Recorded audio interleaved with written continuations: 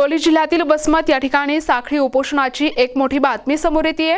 भोगाव येथील सोनबा धोंडबा कदम हे त्यांच्या न्याय मागणीसाठी वसमत तहसील कार्यालयासमोर साखळी उपोषणास बसले आहेत।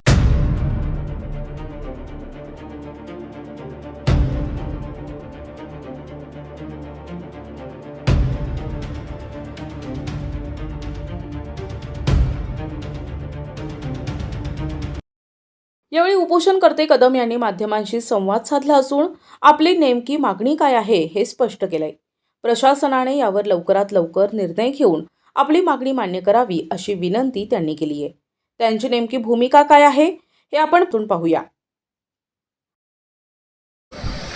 तर माझ्या मालकी हक्काचं शेत आहे। माझ्या वडिलापासून मी शेत वाहतो आणि माझ्या शेतामध्ये मसनवटा नसता काही नसताना तलाठी आणि गिरगावर या लोकांनी माझ्या माघारीच माझ्या शेतामध्ये इतर हाक पोट खराब अशा मी लावून दिली। माझ्या माघारी ते मला कुठे 1 महिन्याला कळालं आणि महिन्याला कळाल्यावर आज 20-22 वर्ष झाले तर मी कोर्टामध्ये झगडायलो। माझा मुलाला कॅन्सर झाला माझ्या आणि त्या मुलाला घेऊन सनी मी दवाखाने फिरलो आणि कोर्टाची पायरी मी पोस्टमॉर्टमला मोठ्या कोर्टात आणलो। त्यांना पावबंद केलं।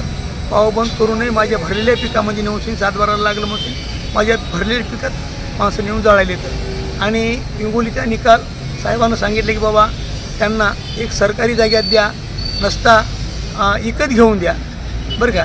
आणि तिथं मग पुन्हा औरंगाबादला टाकलं। औरंगाबादला त्या साहेबांना सुद्धा सांगितलं की एक सरकारी जाग्या नसता विकत घेऊन द्या।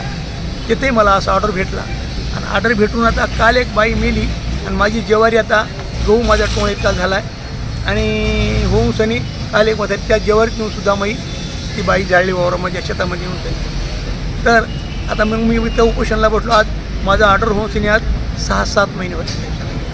आता याच्यापुढे सरकार मला काय नाही दे ते बघा।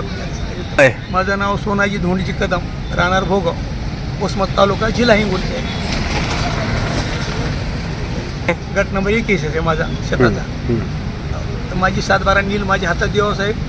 सरकार काय त्यांना कुठं जागा त्याच्या ऑर्डर परमा त्या ठिकाणी जागा द्यावं साहेब। माझी ते म्हणणं नाही। माझी 7-12 कोरी करून द्यावी। माझ्या 7-12 जे लागले ते माझी 7-12 कोरी करून द्यावं साहेब। मला मी म्हणून उपोषण घेतलं साहेब। हो काय उठणार साहेब इथं साहेब।